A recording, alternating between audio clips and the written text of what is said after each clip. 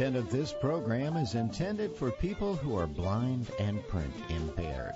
Hello and welcome to our August 2023 edition of Heard Any Good Books Lately? A program from the North Carolina Reading Service. I'm George Douglas. This program is brought to you by the Friends of the State Library of North Carolina, Accessible Books and Library Services, an organization of citizens, volunteers, and patrons all interested in supporting the library and the services it provides. The Friends Group was founded back in 1989 and now has more than 300 members across North Carolina. If you'd like to join the Friends Group yourself, we'll have information on how to do that later in this program.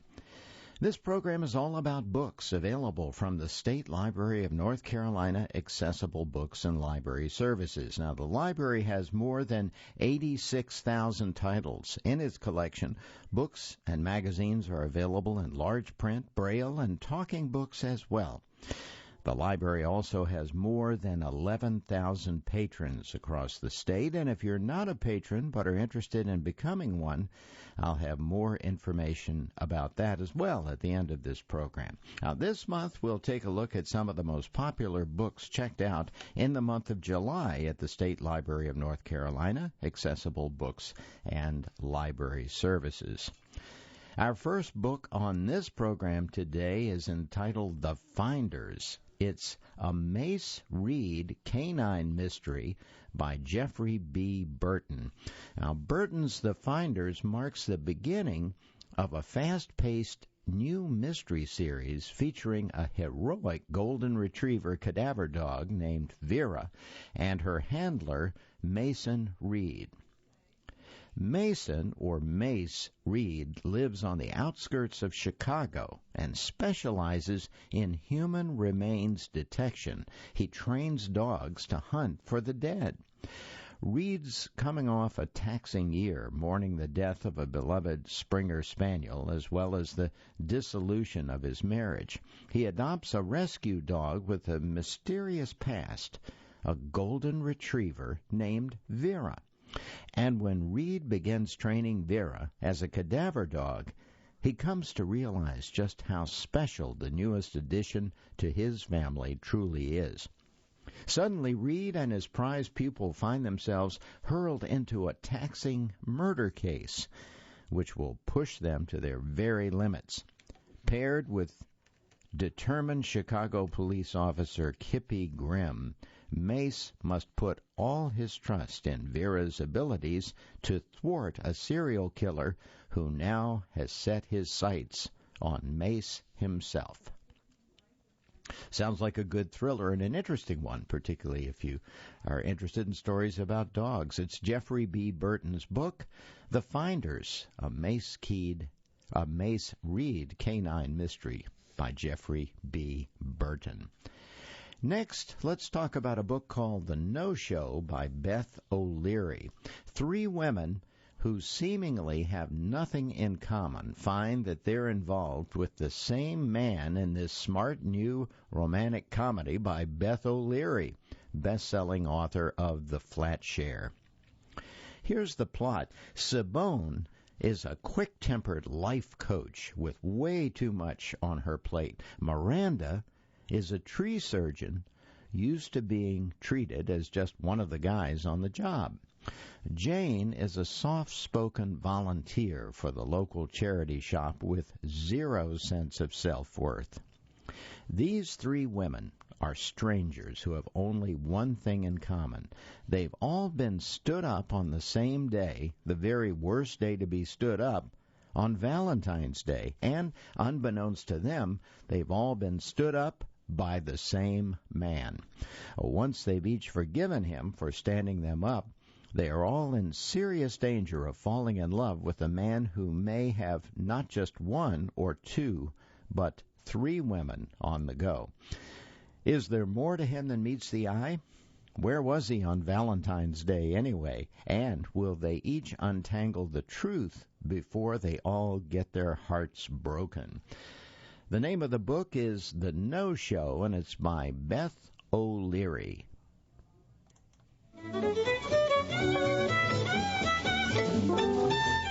Now let's move on to a book called 19 Minutes to Live, Helicopter Combat in Vietnam by Lou Jennings. 19 Minutes to Live illustrates the incredible courage and determination of helicopter pilots and crews supporting those heroes that carried a rucksack and a rifle in Vietnam. Over 12,000 helicopters were used in the Vietnam War, which is why it became known as the Helicopter War. Almost half of the helicopters, 5,086, were lost. Helicopter pilots and crews accounted for nearly 10% of all the U.S. casualties that were suffered in Vietnam, with nearly 5,000 killed and an untold number of wounded.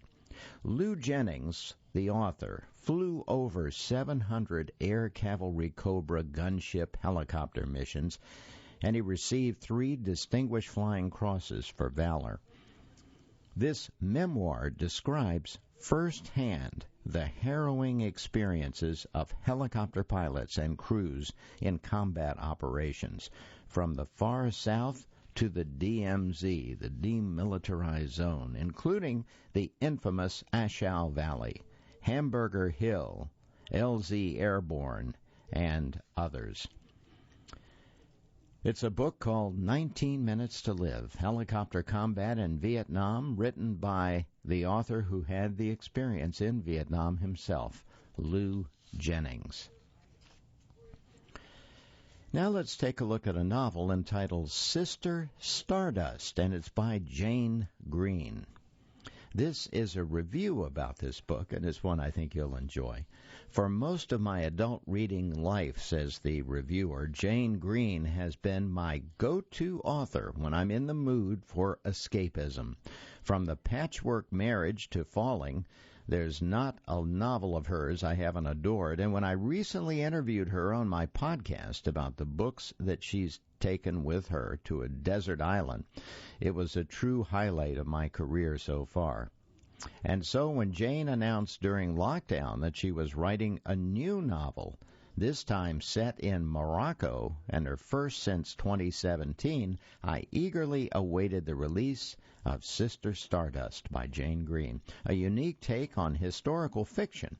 Sister Stardust by Jane Green promised to be slightly different from her previous books, and the day after speaking to Jane, I began it. Now, here's the review and the plot for this very interesting-sounding book. While vastly different from her other books, given its exotic Middle Eastern setting, Sister Stardust is a refreshing take on what Jane Green does best, which is penning a highly readable, transportative tale, rich with a sense of setting and a likable cast of characters. Her first novel, inspired by a true story, in Sister Stardust, Jane Green reimagines the life of troubled icon Talitha Getty from a forgotten chapter of the swinging 60s. The story opens when newly widowed Claire finds her box of memories from the 1960s while rooting through her attic with her grown daughter Tally, which takes her back to a magical time that changed her life forever. What follows is Claire's recount of a sheltered existence that began when she was a young girl in Dorset, but moved to the more glamorous streets of London in the wake of her mother's death, following an argument with her father's new wife. In London, the post-war years were in full swing, and Claire soon finds herself embracing a new identity as she throws herself into a life less ordinary, where underground bars, free-flowing drugs, our glamorous friends swiftly becomes the norm. And when one evening the chance to travel to Morocco with her new friends arises, she immediately agrees, and Claire, now transformed to Cece, quickly falls under the spell of charismatic Talitha Getty and her husband, Paul. Living in the Getty sprawling riad is everything Cece had dreamed of living in Dorset, and she soon becomes accustomed to vibrant Marrakesh, where a steady slew of glamorous visitors and frequent drug-fueled parties with drugs, sex, and alcohol were the dish of the day. But when a tragic accident happens, Cece leaves behind the decadent and dreamlike state of colorful Marrakesh to resume a semi-normal life in London. A beautifully told tale that is nostalgic, evocative, and glamorous to boot. Sister Stardust by Jane Green is vivid and vibrant storytelling at its very best. Claire grew up in a small town far from the glitz and glamour of London. On the cusp of adulthood, she yearns for the adventure and independence of a counterculture taking root across the world. When she's offered the chance to start anew in Morocco, in a palace where famous artists and musicians, even the Rolling Stones, have been known to visit, she seizes the chance. Arriving in Marrakesh, she's quickly swept up in a heady world of music, drugs, and communal living. And Talitha Getty, socialite wife of a famous oil heir, seems to preside over the whole scene. As Claire is pulled into her orbit, the realities of Talitha's precarious existence set off a chain of dangerous events that could alter Claire's life forever. Once again, the name of the book is Sister Stardust, and it's by Jane Green. Now let's turn to a book called The Unlikely Yarn of the Dragon Lady. It's by Sharon J. Mondragon. Here's a note from Publishers Weekly that I thought was interesting. Mondragon debuts with this charming tale of knitting, faith, and change. Inspirational fans who enjoy the work of Rachel Halk will love this story. Here's the plot. Margaret, Rose, Jane, and Fran have a good thing going, meet every week in the quiet of their peaceful chapel, and knit prayer shawls. No muss, just ministry. That is until their pastor boots them out of the church in his last-ditch effort to revive the dwindling congregation. Uptight Margaret isn't having it. Knitting prayer shawls where people can watch is the most ridiculous idea she's ever heard of, and she's heard plenty. Prayer belongs in the church, not out among the heathen masses. How are they supposed to knit holiness into these shawls if they're constantly distracted by the public? But with no choice, the others embrace the challenge. They pack their knitting bags and drag Margaret, grumbling the whole way, to the mall with them. She can't wait to prove them all wrong when it fails miserably and show the pastor that she always knows best. Without the familiar mold the group has been stuck in, their own losses, pain, and struggles rise to the surface, and the people and situations they encounter every time they try to sit quietly and knit are taking them a lot further out of their comfort zone than they ever imagined. Can they find the courage to tackle the increasing number of knotty issues they learn about in the community? Or will the tangle be too much to unravel? Sharon Mondragon's debut is warm and delightful, full of real laughter, grief, and personality. It beautifully illustrates the power of women across generations to reach people for Christ. Sounds like a fun book, particularly if you're a knitter in a knitting group. It's called The Unlikely Yarn of the Dragon Lady by Sharon J. Mondragon, and she's a new author, and it sounds like a great debut novel. Now here's The Paris Apartment, a novel by Lucy Foley. And this is from the New York Times best-selling author of The Guest List. It comes in a new locked room mystery set in a Paris apartment building in which every resident has something to hide. Here's the story. Jess needs a fresh start.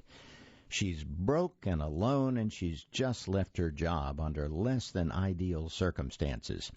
Her half-brother Ben didn't sound thrilled when she asked if she could crash with him for a bit, but he didn't say no, and surely everything will look better from Paris. Only when she shows up to find a very nice apartment could Ben really have afforded this. He's not there. The longer Ben stays missing, the more Jess starts to dig into her brother's situation, and the more questions she has. Ben's neighbors are an eclectic bunch and not particularly friendly. Jess may have come to Paris to escape her past, but it's starting to look like it's Ben's future that's in question.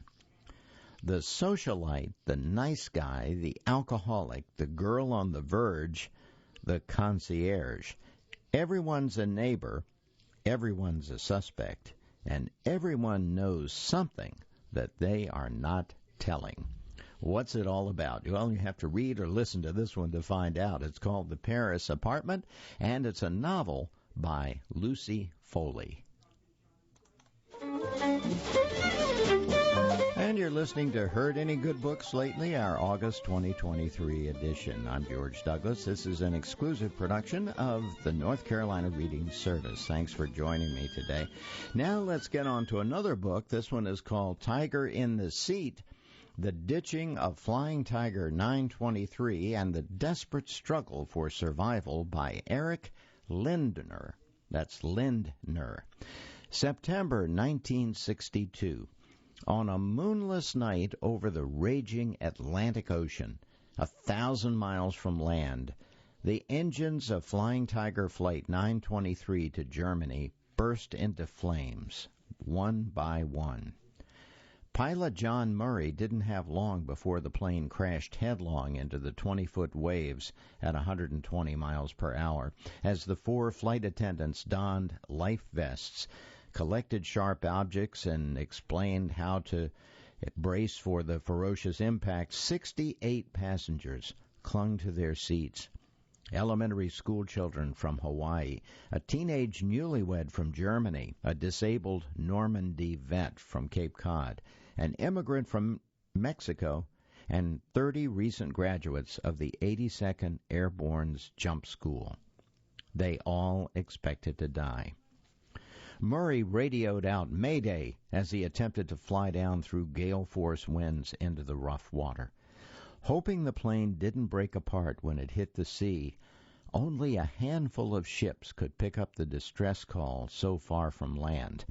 The closest was a Swiss freighter 13 hours away. Dozens of other ships and planes from 9 countries abruptly changed course or scrambled from Canada, Iceland, Ireland, Scotland, and Cornwall, all racing to the rescue. But they would take hours or days to arrive. From the cockpit, the blackness of the Atlantic grew ever closer. Could Murray do what no pilot had ever done? Land a commercial airliner at night in a violent sea without everyone dying? And if he did, would rescuers find any survivors before they drowned or died from hypothermia in the icy water? The fate of Flying Tiger 923 riveted the world. Bulletins interrupted radio and TV programs. Headlines shouted off newspapers from London to L.A. Frantic family members overwhelmed telephone switchboards. President Kennedy took a break from the brewing crisis in Cuba and Mississippi to ask for hourly updates. Tiger in the Sea is a gripping tale of triumph, tragedy, unparalleled airmanship, and incredibly brave people from all walks of life. The author has pieced together the story, long hidden because of murky Cold War politics, through exhaustive research and reconstructed a true and inspiring tribute to the virtues of outside-the-box thinking, teamwork, and hope. What was the result of that incident and all those passengers? Well, you'll have to read this book or listen to it to find out. It's called Tiger in the Seat, The Ditching of Flying Tiger 923 and the Desperate Struggle for Survival. And the book was written by author Eric Lindner. Next, let's take a look at a book called The Cartographers by Peng Shepherd. And this is from the critically acclaimed author of The Book of M, a highly imaginative thriller about a young woman who discovers that a strange map in her deceased father's belongings holds an incredible, deadly secret, one that will lead her on an extraordinary adventure and to the truth about her family's dark history. What is the purpose of a map? Nell Young's whole life and greatest passion is cartography. Her father, Dr. Daniel Young, is a legend in the field and Nell's personal hero, but she hasn't seen or spoken to him ever since he cruelly fired her and destroyed her reputation after an argument over an old, cheap gas station highway map. But when Dr. Young is found dead in his office at the New York Public Library with the very same seemingly worthless map hidden in his desk, Nell can't resist investigating. To her surprise, she soon discovers that the map is incredibly valuable and exceedingly rare. In fact, she may now have the only copy left in existence because a mysterious collector has been hunting down and destroying every last one, along with anyone who gets in the way. But why? To answer that question, Nell embarks on a dangerous journey to reveal a dark family secret and discovers the true power that lies in maps. Perfect for fans of Joe Hill and V.E. Schwab, The Cartographers is an ode to art and science, history and magic, a spectacularly imaginative modern story about an ancient craft and places still undiscovered. And once again, the name of that book is The Cartographers, and it's by Peng Shepherd. By the way, that's spelled P-E-N-G, Peng Shepherd. Now let's take a look at a book in the nonfiction category. This is quite a book, too. It's called A History of the 20th Century, and it's by Martin Gilbert. Gilbert, author of the multi-volume biography of Winston Churchill and other brilliant works of history, chronicles world events year by year from the dawn of aviation to the flourishing technology age, taking us through World War I to the inauguration of Franklin Roosevelt as President of the United States and Hitler as Chancellor of Germany. He continues on to document wars in South Africa, China, Ethiopia, Spain, Korea, Vietnam, and Bosnia, as well as apartheid, the arms race, the moon landing, and the beginnings of the computer age, while interspersing the influence of art, literature, music, and religion throughout this vivid work. A rich, textured look at war, celebration, suffering, life, death, and renewal in the century gone by. This volume is nothing less than extraordinary, and that's certainly a good way to describe it. It sounds that way. It's called A History of the 20th Century, and it's by Martin Gilbert. Now let's return to fiction with a book called The Homewreckers by Mary Kay Andrews. Summer begins with Mary Kay Andrews in this delightful summer listen about flipping houses and finding true love. So this came out just a few months ago, of course. Here's the plot. Hattie Kavanaugh went to work helping clean up restored homes for Kavanaugh and Sons Restorations at 18. Married the boss's son at 20 and was only 25 when her husband Hank was killed in a motorcycle accident.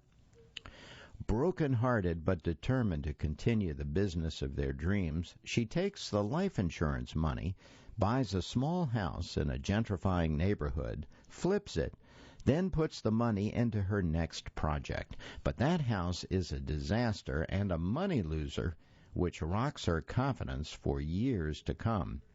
Then Hattie gets a once-in-a-lifetime opportunity. Star in a beach house renovation reality show called The Homewreckers, cast against a male lead who may be a love interest or may be the ultimate antagonist. It's a question of who will flip and who will flop, and will Hattie ever get her happily ever after? Filled with Mary Kay Andrews' trademark wit, warmth, junking trips, and house porn, The Homewreckers is a summer beach delight. And it sounds like a good one. Once again, the title of that book is The Homewreckers, and it's by Mary Kay Andrews. Now, while we're on the subject of beach reads, let's take a look at one more book that is in that category. It's called The Edge of Summer, and it's by Viola Shipman. Best-selling author Viola Shipman delights with his captivating summertime escape set. The escape is set along the sparkling shores of Lake Michigan, where a woman searches for clues to her secretive mother's past. Here's the plot for this one. Devastated by the sudden death of her mother, a quiet, loving, and intensely private Southern seamstress called Miss Mabel, who overflowed with pearls of Ozark's wisdom but never spoke of her own family, Sutton Douglas makes the impulsive decision to pack up and head north to the Michigan resort town where she believes she'll find answers to the lifelong questions she's had about not only her mother's past, but also her own place in the world. Recalling Miss Mabel's sewing notions that were her childhood toys, Sutton buys a collection of buttons at an estate sale from Bonnie Lyons, the imposing matriarch of this lakeside community. Propelled by a handful of trinkets left behind by her mother and glimpses into the history of the magical lakeshore town, Sutton becomes tantalized by the possibility that Bonnie is the grandmother that she never knew. But is she? As Sutton cautiously befriends Bonnie and is taken into her confidence, she begins to uncover the secrets about her family that Miss Mabel so carefully hid, and about the role that Sutton herself unwittingly played in it all. Again, that's called The Edge of Summer, and it's by Viola Shipman.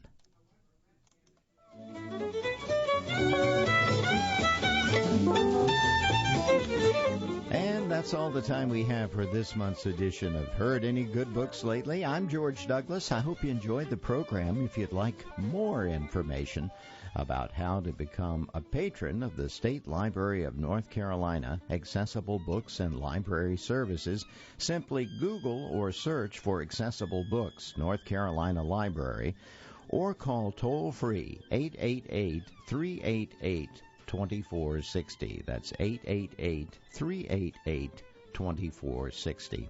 You can also use the same numbers and website to join the Friends of the State Library of North Carolina Accessible Books and Library Services. It is that wonderful organization that sponsors this monthly feature on books.